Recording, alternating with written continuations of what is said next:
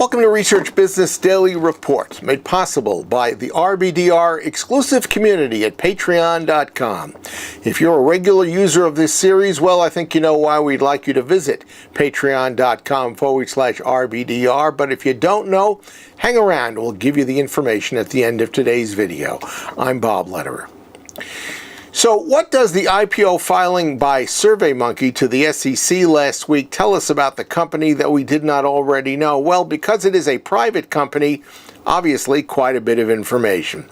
SurveyMonkey, after its founding in 1999, ingeniously developed ways that catapulted it over more than 100 direct competitors to the top rung of DIY online survey software offerings. It has created an image, a reputation, and a level of reliability that has created clear distinctions between itself and every other online survey software offering. The IPO, technically known as an S-1 filing, reveals that a 2017 SurveyMonkey research project showed for the organization that 45% of business users which utilize online survey software consider SurveyMonkey their survey platform of choice, and in fact that 45% is nearly double the next company in the list. SurveyMonkey's free basic survey platform for individuals enables quick creations and deployment of simple surveys, and that is very, very popular around the world.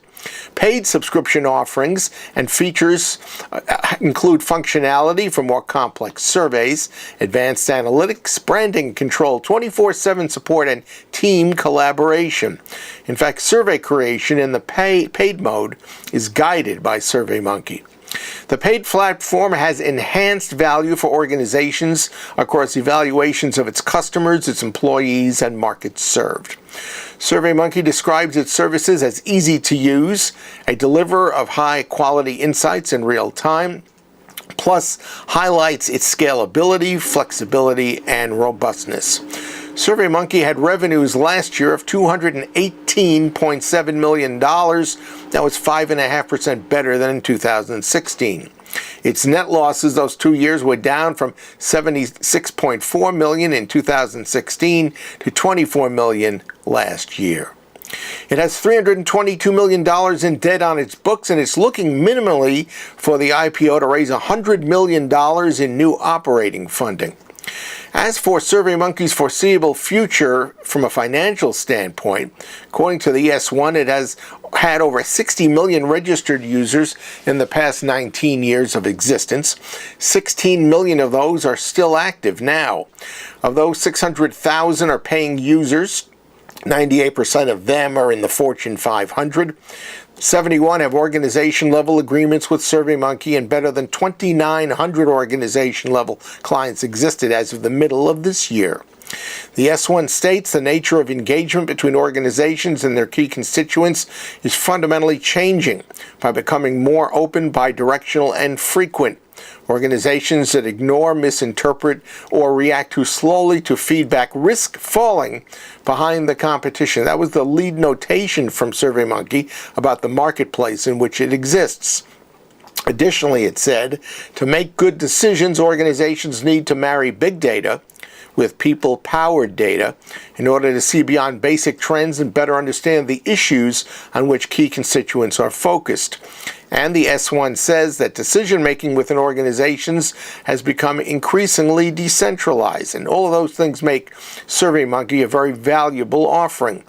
We, SurveyMonkey says, turn the voice of people into actionable data.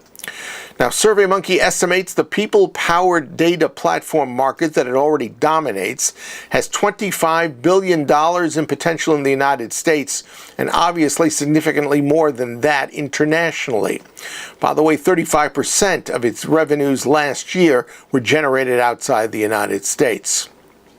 In assessing the threats to its future performance, SurveyMonkey listed and included converting users of the free basic service to become paid subscribers. And this is particularly interesting because its central marketing ploy from the beginning has been that people that were not paying and using SurveyMonkey services could be converted to paid users.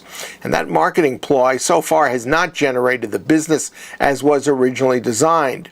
SurveyMonkey admits that most users never convert from the free basic version to a paid version. Other threats to SurveyMonkey include its sales cycle, which may lengthen, and its selling costs, which could grow, and that would prompt increased investment in the sales force and client education. Panel security is a concern for SurveyMonkey like everyone else. New products and services will need to be developed to meet changing research demands. And finally, there is the competition. The S1 specifically highlights Google, Medallia, and Qualtrics. And by the way, Qualtrics, it is now reported, is exploring its own IPO. There's so much to be consumed in SurveyMonkey's S1, which we have linked to for curious research executives out there. If you're one of them, it's over 150 pages of very, very interesting information. That's your Research Business Daily Report, made possible by members of the RBDR exclusive community at the crowdfunding platform known as Patreon.com. We continue to produce RBDR under the premise that regular viewers out there will support our daily news videos, and we've seen a growing number out there that have done just that.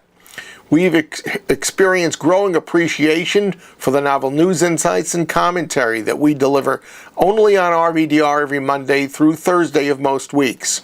It's easy to overlook how small contributions, let's say $5 per month, from hundreds of our thousands of individual viewers can ensure the continuation of RBDR, as well as our new RBDR podcast. It's to the credit of current RBDR patrons that they represent many sectors of the research marketplace. And you might want to pay attention here because you probably fall into one of these groups. Individuals as well as companies, research businesses of all kinds of sizes, widely varied types of research, client, supplier, and support services in the research field, and researchers who are placed all over the world. Of course, we want to extend a special thanks to our latest patrons, DVL Smith's David Smith and Jeff Spitzer. Hey, you out there, yes, you who's watching RBDR right now, we're so pleased that you found value today in doing so. You could be doing something else right now, but obviously you're not.